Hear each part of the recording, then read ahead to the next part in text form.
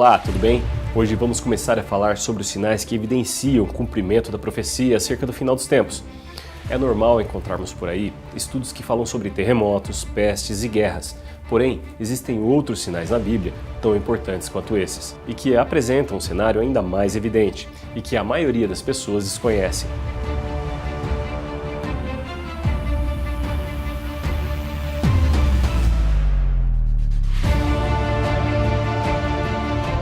Antes de começar o assunto de hoje, eu gostaria de fazer dois pedidos. Primeiro, que você ore por nós, por este ministério, em especial para que eu tenha mais tempo para me dedicar à produção dos vídeos.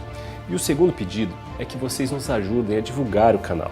Além disso, sempre que você tiver alguma sugestão de tema e queira que eu aborde aqui, deixe na seção de comentários ou me mande por e-mail. Já tenho uma lista de assuntos que quero abordar, mas nada impede que eu altere a ordem dos temas.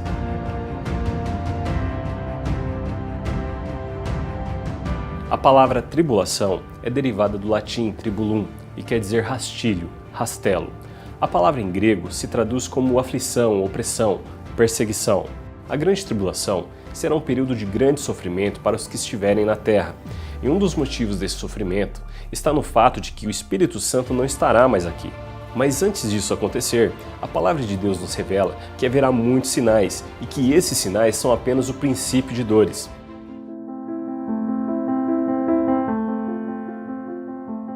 No Evangelho de Mateus, capítulo 24, verso 5, Jesus começa apresentando o primeiro sinal que marcaria sua volta. Porque muitos virão em meu nome dizendo, eu sou Cristo, e enganarão a muitos. Baseado nesse texto, eu fiz uma breve pesquisa sobre o assunto e me deparei com uma grande quantidade de falsos cristos nesses últimos dias. E os primeiros a terem uma certa relevância começaram a aparecer já no século XIX, 6 ao todo. E no século XX, quando de fato a profecia de Mateus pôde ser interpretada, o número de falsos cristos triplicou, subindo para 17. E até o ano de 2006 apareceram mais 3. Ou seja, nos últimos 120 anos, 26 homens se autoproclamaram a reencarnação de Cristo. Quer dizer, nunca na história da humanidade apareceram tantos homens em um espaço tão curto de tempo se declarando Messias. E olha que eu analisei apenas os mais famosos. Agora, eu gostaria de saber a sua opinião. O que você acha que leva uma pessoa a acreditar e a seguir esse tipo de gente? Deixe aqui nos comentários. Bom, mas vamos dar uma olhada nesses falsos cristos. Possivelmente você já ouviu falar de alguns deles. Vamos começar pelo século XIX. John Nichols se dizia a reencarnação de Jesus. Arnold Potter, ou Potter Cristo, esse cometeu suicídio saltando de um penhasco. Baha'u'lláh, fundador da fé Bahá'í, com seguidores até os dias de hoje. William Davis, Mirza Ghulam Ahmad, alegava ser Jesus e o Mahdi islâmico. E por fim, o holandês Lou Pellenboer. Já no século XX, temos uma explosão de falsos cristos, como Haile Selassie. Ernest Norman, esse foi engenheiro, fundou a Academia Unarius, ativa até os dias de hoje. Krishna Venta, assassinado por 2 ex-integrantes, 2 ex-seguidores. An Sang Hong morreu em 1985. Temos também o Reverendo Moon, Jim Jones, que se dizia a reencarnação de Jesus, Buda e o Divino Pai. Alegando perseguição religiosa, este homem levou seus seguidores a Jonestown, onde organizou um suicídio coletivo em 1978. Marshall Applewhite se declarou Jesus no início da internet. Seus seguidores cometeram suicídio coletivo em 1997. O próximo seria Wayne Bennett. Este foi condenado por pedofilia em 2008. Arifin Mohammed. Esse se diz reencarnação de Jesus, Shiva, Buda e Maomé. Masayoshi Mitsuo. Este, em vez de fundar uma seita, criou um partido político, o Partido Mundial da Comunidade Econômica. Hogen Fukunaga. Esse diz ter passado por uma experiência espiritual quando descobriu ser a reencarnação de Jesus e de Buda. Aí temos também o José Luiz Jesus Miranda. Fundou a seita Crescendo em Graça. Totalmente antagônico, este homem afirmava ser Jesus e o Anticristo.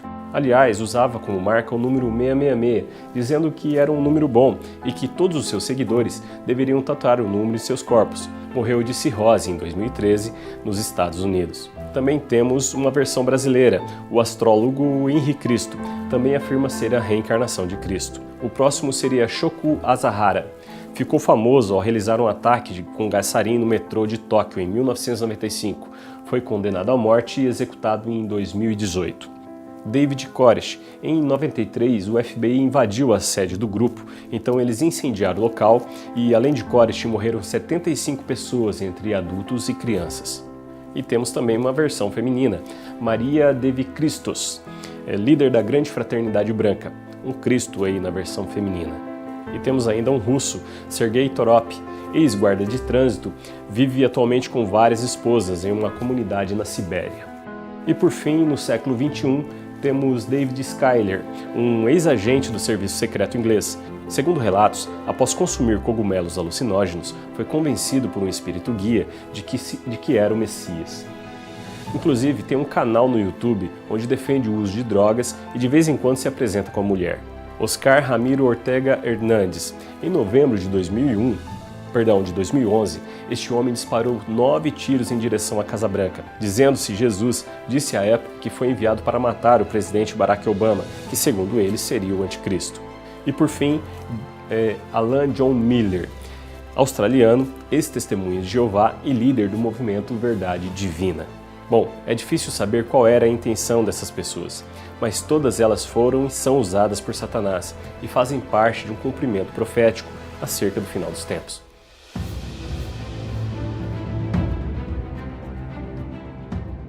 No verso 6, Jesus apresenta o segundo sinal, as guerras.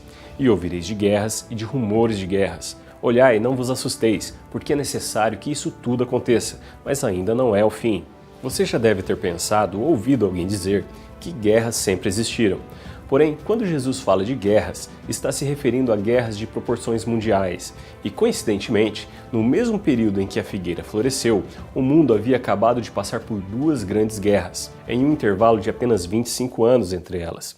A Primeira Guerra Mundial iniciou em 1914 e durou 4 anos. 20 milhões de pessoas morreram nesse conflito. A Segunda Guerra Mundial teve início em 1939, durou 6 anos e foi responsável por mais ou menos 60 milhões de mortos, se não me engano. Quer dizer, quando o texto diz "e ouvireis de guerras", não está se referindo a pequenos conflitos que não chegam ao conhecimento do público, mas de guerras onde nações estariam envolvidas, conflitos que seriam noticiados no mundo todo. Veja, porquanto se levantará nação contra nação, reino contra reino, em vários lugares. Sabe que nos últimos 100 anos foram registradas e noticiadas mais de 40 guerras. Atualmente morrem em média 380 mil pessoas por ano em guerras no mundo todo.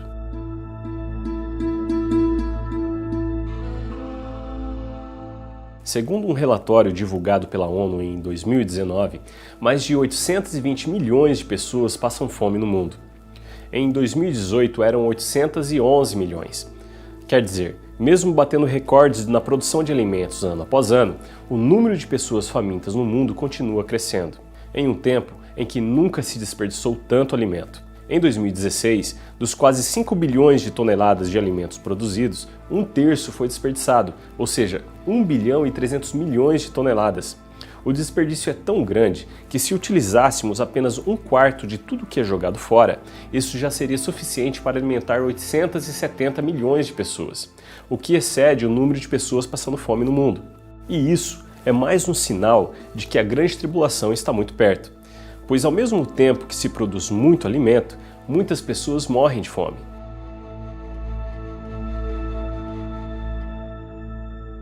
Quando se fala em pestes, logo as pessoas pensam em doenças em humanos. Porém, no original, a tradução é muito mais ampla. Além das doenças que acometem os homens, ela se refere a doenças em animais e infestações de insetos.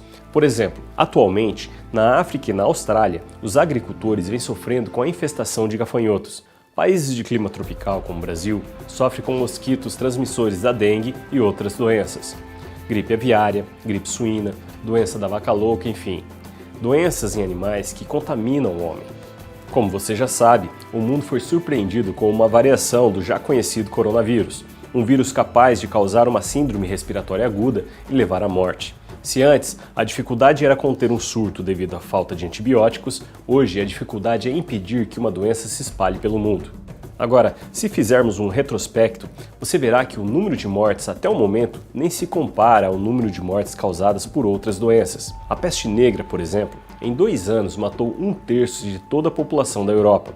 Alguns estudos apontam para aproximadamente 200 milhões de mortes. A gripe espanhola matou 100 milhões de pessoas. A malária mata em torno de 2,5 milhões de pessoas por ano no mundo. Segundo a OMS, só em 2017, mais de 219 milhões de pessoas morreram infectadas. A AIDS já matou mais de 37 milhões de pessoas. 2 milhões de novos casos são identificados todos os anos. A tuberculose, em apenas 100 anos, já causou 1 bilhão de mortes no mundo. A varíola, 300 milhões. Sem contar outras doenças como ebola, sarampo, febre amarela e a dengue.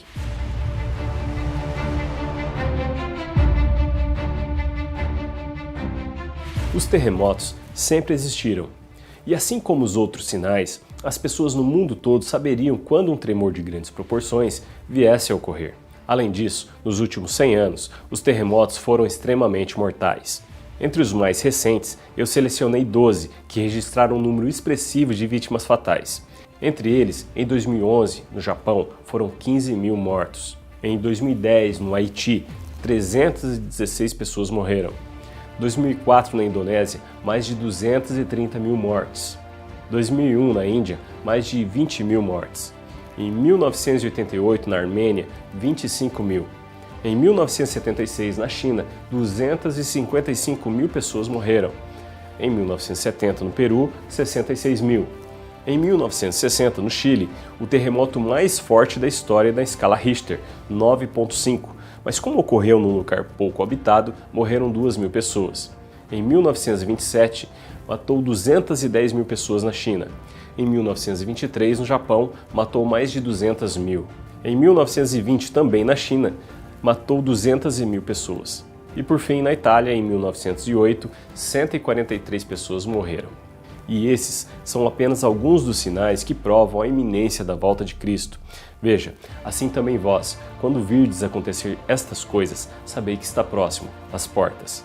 Esses sinais são evidentes, porém existem outros tão importantes quanto esses. Por exemplo, o conceito de uma nova ordem mundial está diretamente ligado ao período que a Bíblia chama de a Grande Tribulação, pois o anticristo precisa de uma estrutura para governar.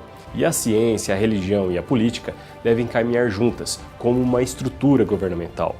E quando olhamos para todo este cenário, não resta dúvida de que a volta de Cristo está próxima. No próximo vídeo, vamos analisar outros sinais, como a estrutura governamental que será usada como base de governo do líder mundial, que a Bíblia chama de o anticristo. Que Deus te abençoe e até a próxima!